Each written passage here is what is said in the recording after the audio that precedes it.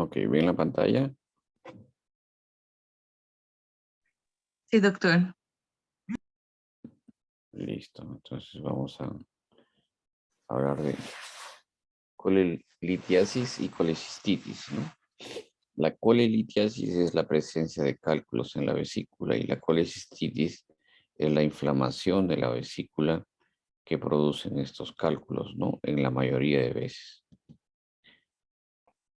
Bueno, la vía biliar, ustedes saben que básicamente lleva la bilis que se produce en el hígado y está compuesta por ácidos biliares, lecitina y colesterol, ¿no? Que no es el mismo colesterol que el sanguíneo. La secreción de bilis es aproximadamente 500 a 600, pero no se olviden que la glándula es el hígado y la que produce la bilis. La vesícula biliar, en cambio, solamente la almacena, ¿no? La concentra y después hace una secreción episódica. La colelitiasis se define como la presencia de cálculos en la vesícula biliar. La presencia de barro biliar ya es una forma de colecistitis, de colelitiasis, perdón. Es la patología más frecuente del aparato digestivo de manera electiva. Aquí tenemos la vesícula biliar, el conducto cístico que lo conecta al conducto hepático principal, que desde ese momento, una vez que se unen, ya forman el conducto colédoco. El colédoco va a tener varias porciones. El colédoco extrahepático, ¿no? Y sobre todo el colédoco intrapancreático. Perdón un ratito. ¿Aló? Sí, sí. Hola, Miguel. Dime, estoy en clases, pero ¿de qué se trata? Ya.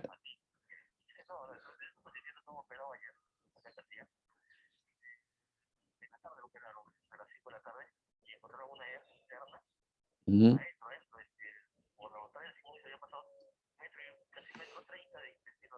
Y si es que misó. Ya. ¿Han hecho resección? Ya, pues. Mira, yo mañana estoy de guardia. ¿Ya? ¿Tú crees que lo puedan estabilizar y mañana te lo recibo? ¿Sí? ¿Ya? No, bueno, él estaba de coordinador, pero ahora ya no está. Está el doctor González, pues se lo dejó la doctora. Pero Verástegui, pero en todo caso la hacemos la coordinación por su estado crítico mañana, ¿te parece? Ya le dice, hace el número nada más. ¿Quién está?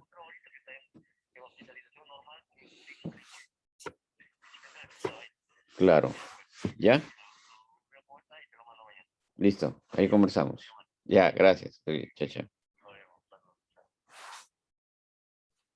Disculpen ustedes que es un compañero de promoción que está mandando un paciente y cuando llaman a los compañeros, pues no podemos dejarlos en el aire.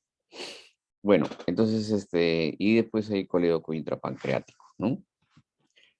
La colelitiasis, la presencia de cálculos en la vesícula, se presenta en mujeres en una proporción mucho mayor que en varones, de 2 a 1.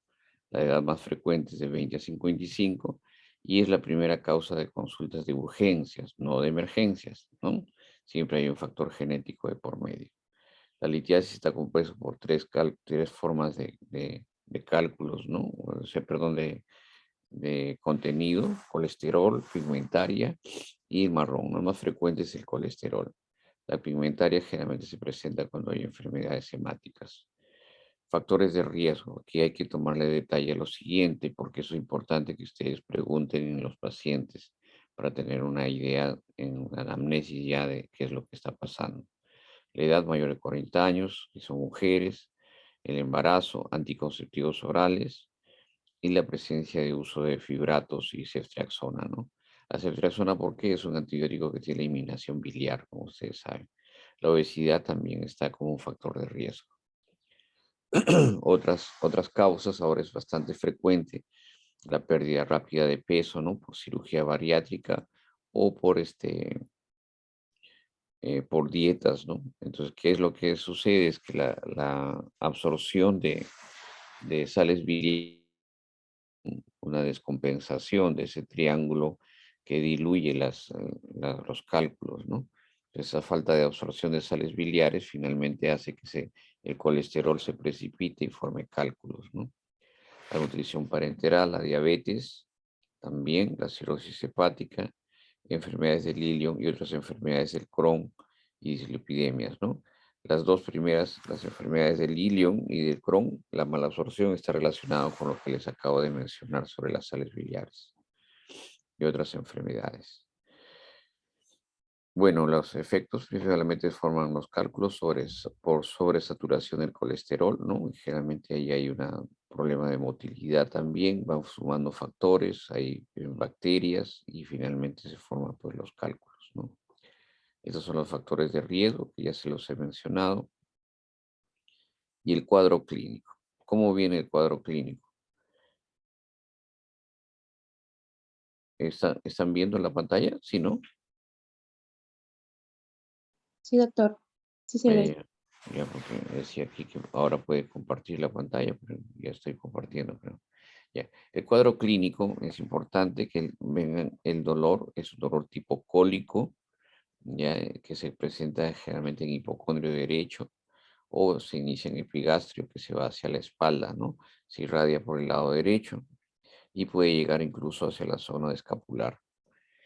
El dolor es un dolor característico, los pacientes reconocen ese tipo de dolor cólico y muchas veces ya han tenido un episodio anterior. También puede haber sudoración, náuseas y vómitos, vómitos biliosos, ¿no? Al inicio puede ser alimentario, luego biliosos. Y el signo de Murphy o Murphy positivo, ¿no? Que básicamente ustedes ven en la imagen, se hace una presión y hace que el paciente respire. Al momento de respirar profundamente, la vesícula, bueno, el hígado con la vesícula descienden y chocan la mano del examinador. Al tocar la mano hay un dolor intenso e interrumpe la respiración. Ese es el signo de Murphy, ¿eh? No es el dolor localizado en hipocondrio derecho solamente, sino es la interrupción del ciclo respiratorio, inspiratorio, luego de una presión sostenida en el hipocondrio derecho, ¿ya? Muy bien, el diagnóstico puede ser clínico, como les mencioné por los signos, y ecográfico en 98%. Tiene una sensibilidad altísima, ¿no? La ecografía. La ecografía es el gol estándar, el examen por imágenes por excelencia para determinar cálculos de la vesícula biliar. La radiografía de abdomen también se puede utilizar, pero es bajo. Generalmente los cálculos tienen que ser eh, radiopacos, ¿no? Si no, no los vamos a ver igual. La tomografía, miren, no es muy buena para determinar los cálculos en la presencia. A veces nos confunde inclusive. La resonancia magnética también, ¿no? Aquí ven en la primera imagen del lado izquierdo una imagen ultrasonográfica en la cual se ve pues los cálculos que dan sombra acústica posterior, están más o menos en el cuerpo de la vesícula y todos van trazando una sombrita, ¿no? Y en la radiografía estos cálculos, si son radiopacos, se ve, pues, ¿no? Dónde están ubicados. El tratamiento de la colelitiasis, y aquí quiero ser claro respecto a eso. Antes las colelitiasis se operaban todas, ahora no, solamente se operan las colelitiasis que causan síntomas gastrointestinales, que no necesariamente puede ser un cólico, puede ser también dispepsia, es decir, malestar en la digestión, o puede ser un ardor en el abdomen, o distensión abdominal, o vómitos, ¿no? Entonces, si es que hay un cuadro sintomático, entonces sí hay que operarlo, pero si no lo tiene, no es necesario la cirugía, ¿no? Hay que tenerlo bien claro, porque a veces dicen, no, este paciente tiene cálculo en la vesícula, hay que operarse inmediatamente. No, no hay y hay que preguntar primero, por eso les he dicho que ustedes tienen que evaluar factores de riesgo y también evaluar cómo viene el paciente, ¿no? Si es que ha tenido síntomas. Si el paciente tiene síntomas gastrointestinales superiores o el paciente va a viajar y va a estar lejos de una atención en 3 a 5 días, ¿no? De un centro de salud que pueda resolver el problema, sí tiene que operarse. De hecho, los astronautas todos no tienen vesícula, ¿no? Pero esa es otra característica, ¿no? No necesariamente porque haya cálculos, ¿eh? Los tipos es abierta y laparoscópica. Ahora vamos a hablar luego de la laparoscópica ahora. Y básicamente, en algunos casos, el tratamiento médico, como ácido uso desoxicólico, puede darse, pues, pero lo que hace es básicamente reducir, ¿no? Pero no lleva a que una litotripsia como se pensaba ni nada, ¿no?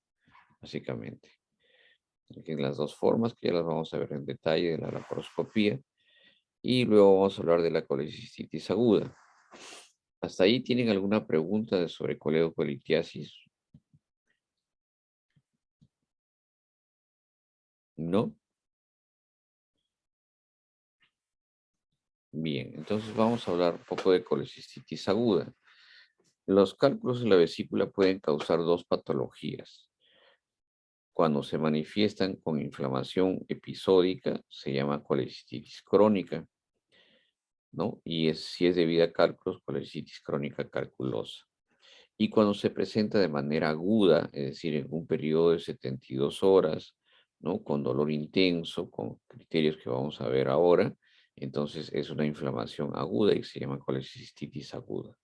¿Ok? Entonces, básicamente son manifestaciones por el tiempo y también distintas respecto al resto, ¿no? Hay inflamación, obviamente, por una obstrucción de manera brusca, ¿no? De la salida del contenido de la vesícula, probablemente por un cálculo, pero también puede darse por sifonopatías o por edema en esa zona, ¿no? Hay una inflamación y eso incrementa pues todos los cambios metabólicos, ¿no? Hay sobrecrecimiento bacteriano y se da todo el fenómeno muy similar a la apendicitis, obviamente en menor magnitud respecto al insulto o injuria bacteriana, ¿no?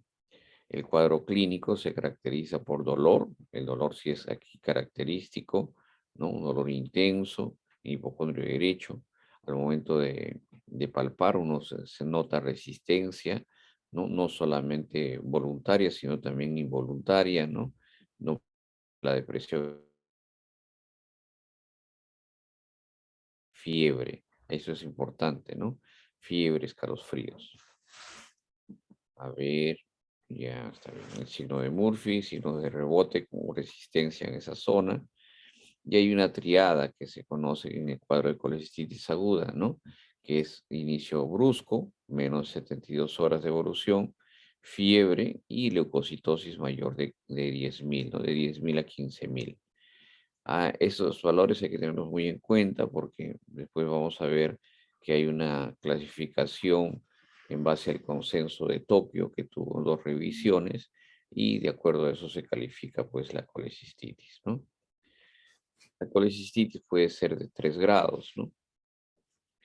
Aquí vemos el grado leve, moderado y grave, ¿no? O grado 1, 2 y 3 en esa secuencia. El grado leve, pues hay cambios inflamatorios, pero hay bajo riesgo operatorio y muchas veces en este caso se da tratamiento médico, ¿no? Puede darse tratamiento médico.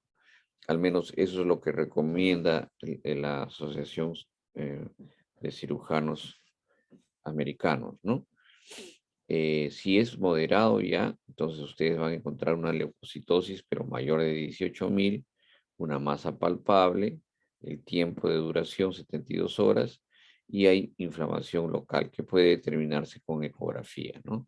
Absceso, perivesicular, colecistitis, etc. El tratamiento en este caso es quirúrgico, aquí no hay opción a tratamiento médico, sea por cirugía abierta laparoscópica. Y el grado 3, pues es una colecistitis aguda que el paciente tiene una disfunción cardiovascular, neurológica, respiratoria, renal, hepática, cualquiera de ellas, hematológica también, pero tiene una disfunción.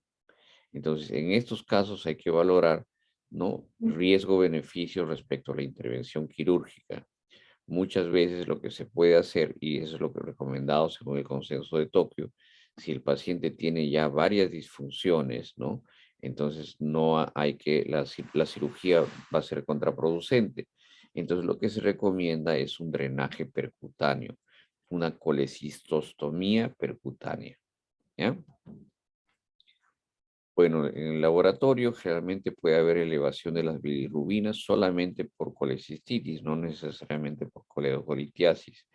Esto se debe básicamente pues a que el edema de la vesícula, ¿no? Y la zona de tensión se comporta como una masa sólida y puede comprimir, ¿no? En cierta, sí, en cierta proporción el colédoco y eso hace que se eleve de manera aguda también algunas enzimas, ¿no? Aquí vemos la imagen eh, ecográfica, ¿no? Eso es lo que tenemos respecto a la presencia de litus o barro biliar. El barro biliar ya se considera también una litiasis vesicular, ¿ya? Este es un signo muy importante de los signos ecográficos, probablemente es el que mayor trascendencia tiene, es el edema de la pared vesicular. Si la ecografía dice pared de 3 milímetros, pues no hay probablemente colecistitis aguda. Pero si dice más de 5 milímetros, entonces sí hay colecistitis aguda, ¿no? Hay signos ecográficos predictivos de enfermedad. Aquí vemos también otras ecografías donde van demostrando la presencia de cálculos y el edema vesicular, ¿no?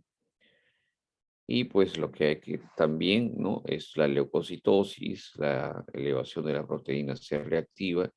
En algunos casos la milasa también se puede elevar, ¿no? Como lo que les mencionaba, esa elevación de la bilirrubina generalmente se puede, y otras enzimas, se puede deber al síndrome de Mirici. El síndrome de Mirici no es otra cosa que una compresión extrínseca de la vía biliar, ¿no? Generalmente por un cálculo que se impacta en el cístico, en el cuello de la vesícula, o a veces en el bacinete, y eso comprime de manera externa.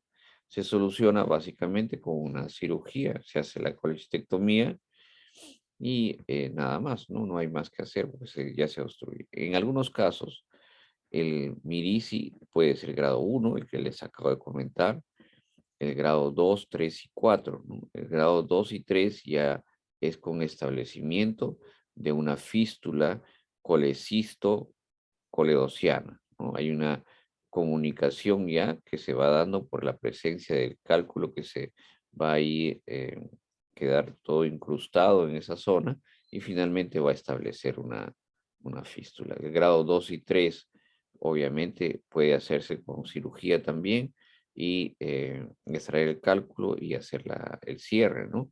Pero el grado 4 generalmente ya va a una derivación, que el cálculo ya se ha metido al colédoco, ¿no? Entonces ya no solamente es una colecistitis, sino pasa a ser una coledocolitiasis. Diagnóstico diferencial con todas las causas de abdomen agudo y el tratamiento, pues básicamente son antiinflamatorios, el uso de antibióticos. Dentro de ellos hay que cubrir siempre la Escherichia coli, ¿no? Y otras enterobacterias como Klebsiella o Proteus, ¿ya? Ya les mencioné más o menos los grados de colecistitis. Generalmente, pues, en los casos de grado 2 y 3, ya se puede utilizar y agregar un antianaeróbico, ¿no? Como el caso de metronidazol, porque muchas veces ya no es solamente una enterobacteriacia, sino se involucran gérmenes anaerobios, ¿no? Ya les había mencionado esto, ¿no? Según el grado. Básicamente, el antibiótico que mejor resulta para estos casos son las cefalosporinas, ¿no? Nosotros no usamos mucho fluoroquinolonas que están aquí en este esquema. ¿Por qué? Porque el uso de las fluoroquinolonas ha sido tan extendido en los últimos años que el grado de resistencia es altísimo, ¿no? Entonces, ya no, generalmente los dejamos solamente reservados si es que el paciente tiene alergia a las beta-lactámicos, perdón. Hay formas de colecistitis aguda. El patrón de tratamiento es la colecistectomía laparoscópica, ya lo vamos a ver. Y pues, como les decía, en el grado 1 puede hacerse una colecistectomía laparoscópica, ¿no? Si es que no hay respuesta al tratamiento, no es un grado leve. En el grado moderado, pues hay que hacer, sí, ya el tratamiento por emergencia. Y en algunos casos tiene que hacerse y valorarse la posibilidad de que sea abierta si es que hay mucha dificultad. Y el grado 3 pues generalmente lo que se hace es un drenaje de la vesícula, que es una colecistostomía percutánea, y luego pues esperar que el paciente mejore para luego hacer la colecistectomía. Si es que eso es lo que se requiere en ese momento, ¿no? Antes, pues, el grado 2, ¿no? Generalmente había muchos que se hacían por cirugía abierta, pero actualmente ya la práctica en el uso de la laparoscopía es tan buena que no quedan pues pacientes que se queden sin tratamiento laparoscópico, ¿no? Complicaciones, la gangrena, que es uno de los casos muy frecuentes en mi hospital, por lo menos, ¿no? Porque el paciente generalmente es diabético, ¿no? Y ustedes ven ahí, no da muchos signos, ¿no? Porque saben que hay una neuropatía de dolor y todo esto, y va progresando la enfermedad y finalmente se necrosa y pues se perfora, ¿no? Entonces hay que tener muy advertido esta posibilidad. Bueno, el tratamiento luego de la cirugía y todo eso, obviamente siempre es higiénico dietético respecto a la actividad, ¿no? La colecitis crónica es la que les menciono, ¿no? Aquí básicamente la presencia de cálculos, inflamación episódica, ¿no? Que no lleva pues a cuadros tan severos como los que les acabo de mencionar. Y lo que se encuentra ahí básicamente es una cálculos de la vesícula, un dolor que cede con antiespasmódicos y con analgésicos, antiinflamatorios no esteroideos y con tratamiento antibiótico en algunas ocasiones, ¿no? Entonces, el cuadro es mucho más leve en la presentación y también, pues, la pared no es tan gruesa, no es delgada. Colestitis enfisematosa es un cuadro bastante dramático que se presenta en ancianos y diabéticos. Aquí lo que existe básicamente ya es un trastorno de la circulación de la pared vesicular y hay necrosis, pues, ¿no? Este es un cuadro, ¿no? Típico de una radiografía de colicitis enfisematosa. Se ve la infiltración de gas en la pared. Eso se debe básicamente a sobrecrecimiento bacteriano y los anaerobios causan ese tipo de imagen, ¿no? La colicitis alitiásica. Es importante mencionar que el mecanismo etiopatogénico, fisiopatológico de la colicitis alitiásica es distinto, no es la formación de cálculos que obstruyen y va haciéndose un incremento de la presión de la vesícula, sobrecrecimiento bacteriano, lesión de la mucosa, etcétera, etcétera. No, aquí lo que sucede básicamente es que hay un problema circulatorio, ¿no? Esplácnico a nivel visceral que involucra, pues en este caso, la vesícula biliar. Por alguna razón es mucho más susceptible a esta disminución de la perfusión y genera pues todo el mecanismo de invasión bacteriana y necrosis de la vesícula. En estos casos, la colecitis alitiásica generalmente siempre van asociados con un factor de hipoperfusión, sea que el paciente ha sido sometido a cirugías grandes o extensas, ¿no? O el paciente tiene hipoperfusión, como por ejemplo es un paciente séptico, es un gran quemado, un politraumatizado.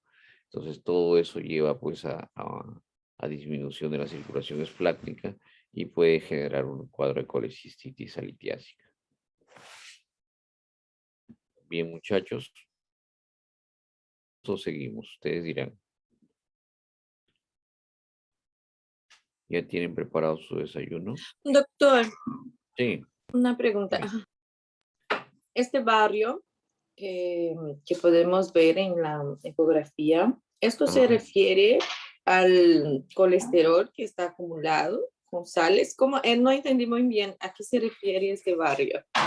El barro, ¿no? Barro, o la arenilla o el sedimento, ¿no? Ah, Este sí, ajá. barro, sí, no es otra cosa que cálculos que no tienen una formación compacta, ¿no? Pero son cálculos, ¿no? Es básicamente la unión, la precipitación de bacterias, restos de bacterias, más el colesterol, más las sales biliares, ¿no? Todo esto va a ser una concreción y finalmente, si es que se unen, van a formar la piedra o el cálculo. Pero si no lo hacen así, entonces van a pasar a formar el barro biliar, ¿no? ¿No? Y de ahí el Ya. componente principal es la Gracias, bilis doctor. y sus metabolitos. Ajá.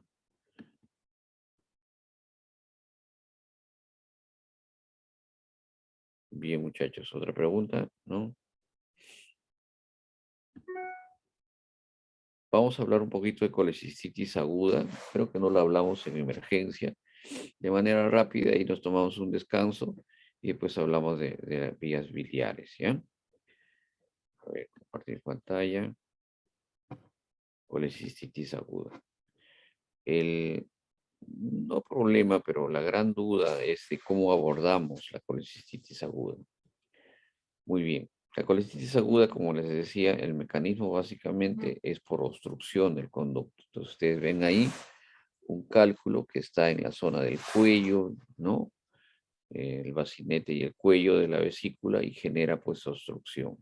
Esa obstrucción hace que se incremente la presión dentro de la vesícula. Y esto va a generar inflamación de la pared vesicular, primero de la mucosa y luego transmural. ¿Cómo diagnosticamos? El signo de Murphy o Murphy y la palpación y la masa palpable en el hipocondrio derecho. También puede haber signos de inflamación sistémica como fiebre, elevación de la proteína C reactiva y la leucocitosis mayor de 15.000. Los síntomas locales son los que les mencioné y algunos síntomas que se asocian, náuseas, vómitos y fiebre. Fiebre, no se olvide. Puede haber ictericia en un 20% de los pacientes. Entonces, esta triada siempre se va a presentar. Dolor, que generalmente es mayor de 6 horas, es constante, ¿no? El signo de Murphy, con o sin masa palpable, y la respuesta inflamatoria, ¿no? Que puede darse clínicamente con fiebre, ¿no? Escalofríos, o puede ser laboratorialmente con leucocitosis, proteína C elevada. Los criterios de severidad son los que les mencioné. Grado 1 no tiene ningún criterio del 2 ni del 3. El grado 2, eso es según la clasificación de Tokio, o grado 2 de Tokio, leucocitosis mayor de 18.000, masa palpable y una enfermedad de 72 horas. El grado 3 de Tokio, disfunción orgánica, que puede ser calificada por la hemodinámica si necesita inotrópicos, neurológica si hay trastorno de conciencia, disfunción respiratoria si hay alteración del PAFI menor de 300, la relación entre presión de oxígeno y FiO2, disfunción renal si la creatinina se ha incrementado más de 2, hepática si el INR es 1.5. Miren que la disfunción hepática se mide no por la elevación de las enzimas, sino básicamente por el trastorno de coagulación que genera en la formación de tiempo de protrombina, ¿ya? Y la disfunción hematológica, más frecuente en mujeres que en hombres. En estos casos, incluso puede llegar a 10/1, ¿no? En el cuadro agudo.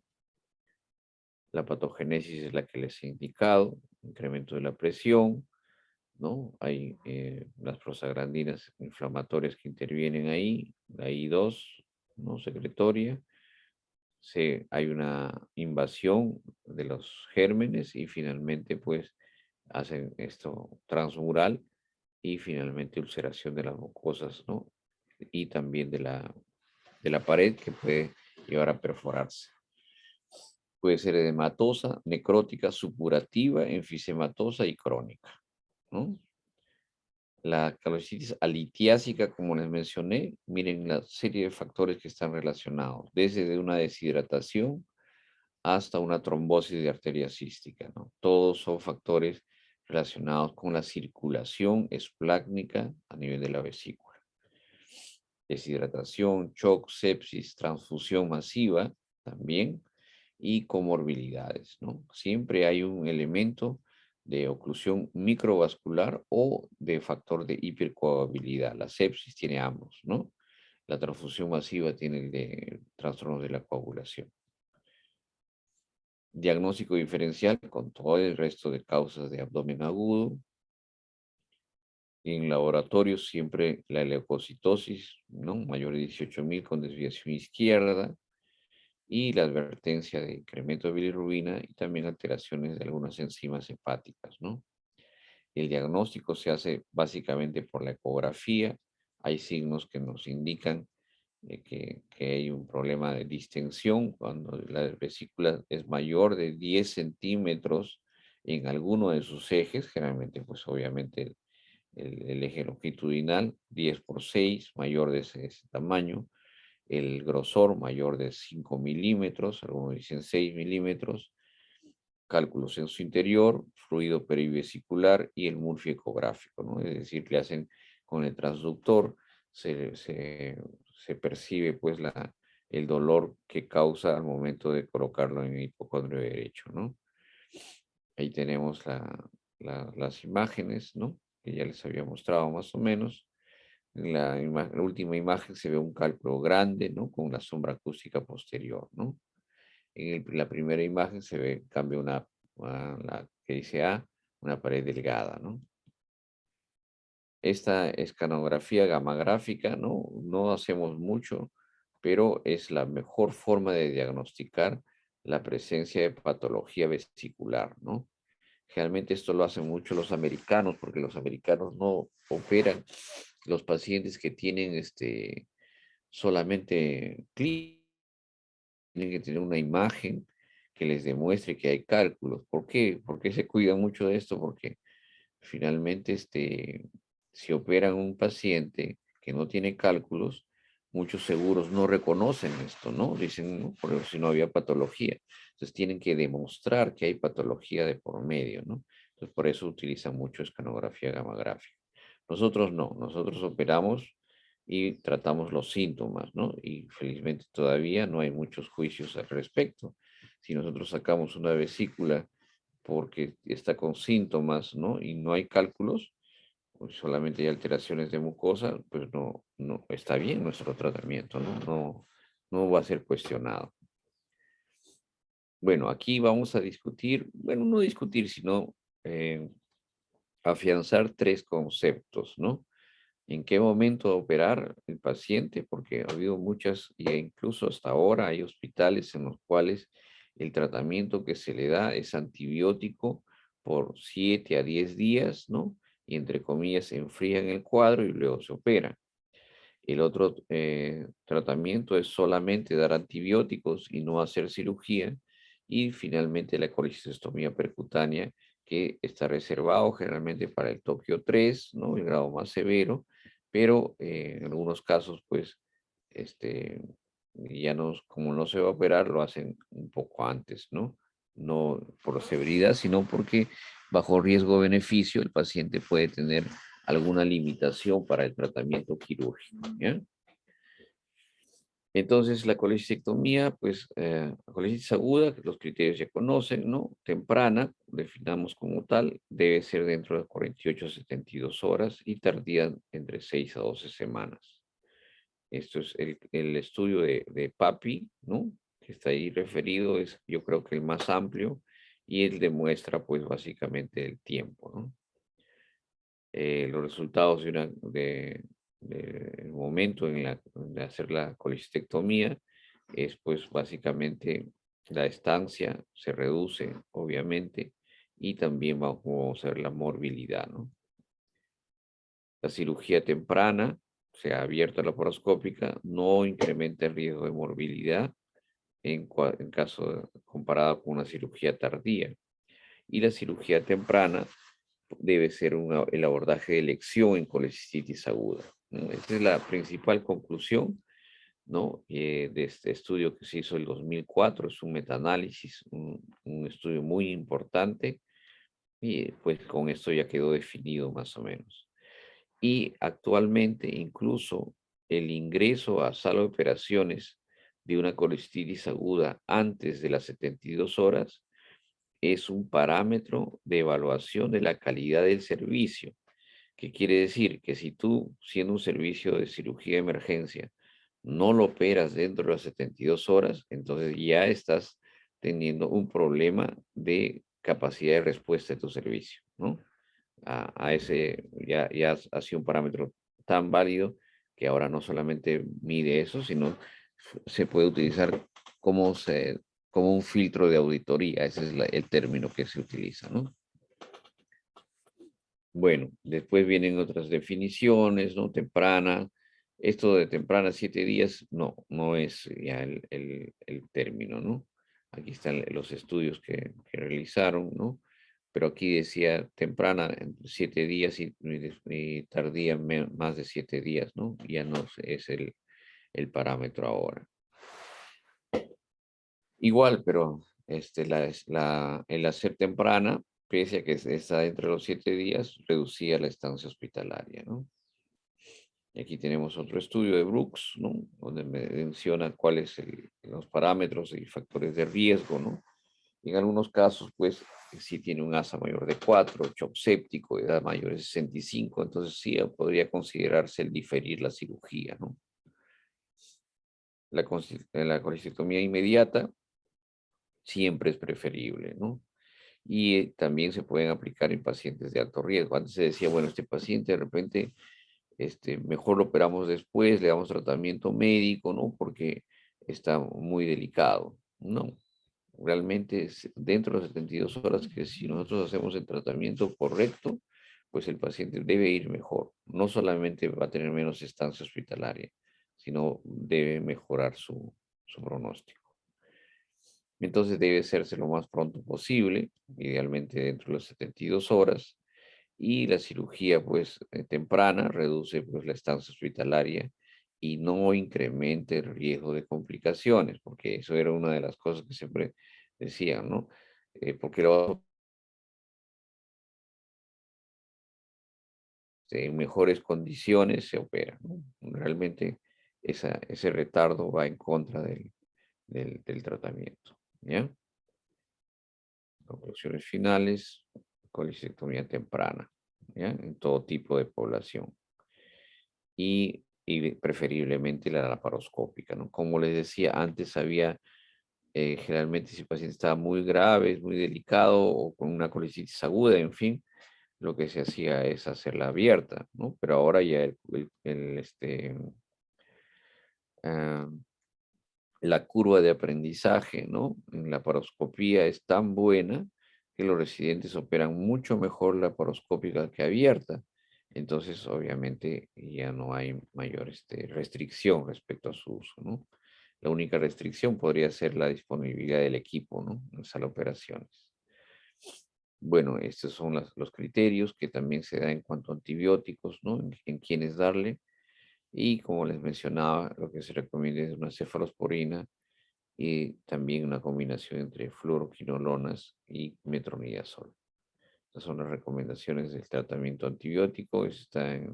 Eso fue por el consenso de Solomkin, pero como les mencionaba, ya esto ha ido cambiando y esto fue el 2010. Nosotros tenemos el trabajo que se hizo el 2016.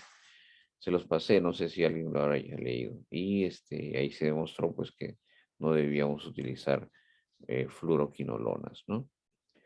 Esta es la colecistostomía percutánea, que también es un método que, según las directrices de Tokio, se debe hacer para el grado 3. Sin embargo, hay que tener mucho cuidado, ¿no? Porque esta colecistostomía percutánea es a través del hígado y en algunos casos, pues, el paciente puede tener ya alteraciones, ¿no? De coagulación. Entonces, podría ser contraproducente el hacer ese tipo de drenaje, ¿no? También tienen que tener un equipo de radiología intervencionista que tenga la práctica y la expertise para poder realizar esto. No es tan sencillo, ¿no? Factores que se pueden asociar a una colecistectomía difícil. Tenemos que sea aguda, que sea obeso, Ustedes saben todas las dificultades que nos da un paciente obeso y también factores propios del estado de la vesícula y cómo ha avanzado, ¿no? Obviamente la experiencia del cirujano también es importantísima para poder resolver esos problemas. Aquí tenemos el score para conversión, o sea, qué casos te pueden hacer advertir de una colecistitis aguda, y uno de ellos, como les mencioné, es la pared, la presencia de ictericia anteriormente, las dimensiones, y sí, básicamente esos tres son los más frecuentes, ¿no? Ahí están mencionando también, ¿no? El dolor de la pared, la presencia de cálculos, la edad, ¿no? Este es un estudio que lo hizo el doctor Juliano Gorda, muy interesante, es el primer metaanálisis que se hizo en el Perú, donde se trata de demostrar cuáles son los factores de riesgo para colecistitis difícil, y estas son las características de su casuística, y ahí demostró pues que los factores son básicamente los cambios ecográficos, los que mencioné, y el estado, ¿no? Si es una colecistitis aguda o crónica. No había mayor cambio en cuanto a los perfiles hepáticos, y la experiencia del cirujano también fue valorada, pero no fue tan importante. Entonces, cuando nosotros nos enfrentamos a una colecistectomía difícil, cuando viene por emergencia, cuando tiene incremento de la pared vesicular, ¿no? Y cuando es un paciente añoso, ¿ya? Y ahí están, ¿no? Los cambios de la vesícula ecográficos, el diagnóstico que sea aguda, ¿no? Viene por emergencia, y en algunos casos alteración de la función hepática, pero miren que es bastante bajo. Y el puntaje 6, el máximo puntaje, lo obtiene pues el grosor de la pared. Bien, muchachos, descansamos un poquito, hacemos la paroscopía y coleocolitiasis. ¿Está de acuerdo? Está bien, Doc. Ok, doctor, gracias. Listo. Vayan a tomar su desayuno un ratito, ¿ya? Doctor, disculpe, una Dime. consulta. Claro. Doctor, eh, bueno, en caso de que ya el paciente tenga una colecistitis, ¿no? Ujú. ¿Cómo yo podría valorar a este paciente para descartar cáncer de las vías biliares de la vesícula biliar? La única forma de que sepas si hay cáncer, en este caso probablemente incipiente de la vesícula biliar, es retirando la vesícula. Ahora, sí es cierto que hay una asociación entre la presencia de cálculos y los cambios de la mucosa, ¿no? Entonces, en algunos casos, sobre todo si es que hay presencia de cálculos y hay enfermedad familiar de neoplasia, o el mismo paciente tiene enfermedades tanto oncológicas del sistema digestivo o de otro, por ejemplo, una neoplasia de mama o un cáncer de próstata o de pulmón. Entonces, la presencia de cálculos en la vesícula ya es indicativo de una colecistectomía, ¿no?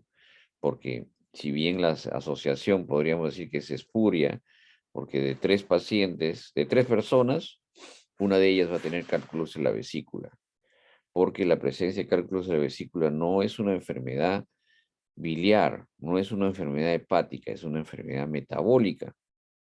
Entonces, no está asociada directamente, pero les digo que puede ser una asociación espuria, porque si de 3, uno de ellos tiene cálculos, entonces obviamente la frecuencia que se puede dar en 50 pacientes, uno de ellos tiene cáncer, pero puede ser que un tercio de ellos tenga cálculos en la vesícula. Entonces dices, bueno, el que ha tenido cáncer tiene más cálculos en la vesícula.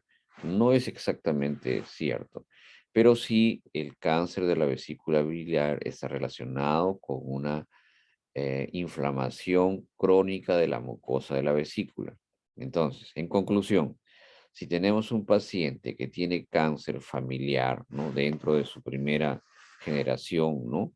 En su primera línea, ¿no? O sus padres han tenido cáncer, ¿no? O tiene cáncer digestivo y tiene presencia de cálculos, así en la vesícula biliar, así no sea sintomático, sí hay que hacer la cirugía, ¿no? De la colecistectomía. Y la única forma de diagnosticar que tienes cáncer de la vesícula biliar es extirpando la vesícula. Ecográfico, doctor. Ok. ¿Me dijiste algo más? ¿Ecográfico? No No, entendí. usted mencionó la única forma de diagnosticar cáncer es, y no escuché esto. Extirpando la vesícula, Doctor, muchas gracias. ¿ya? ¿Hay alguna pregunta más? Listo, 8:30 empezamos entonces. ¿Ya? ¿El delegado está todavía? No.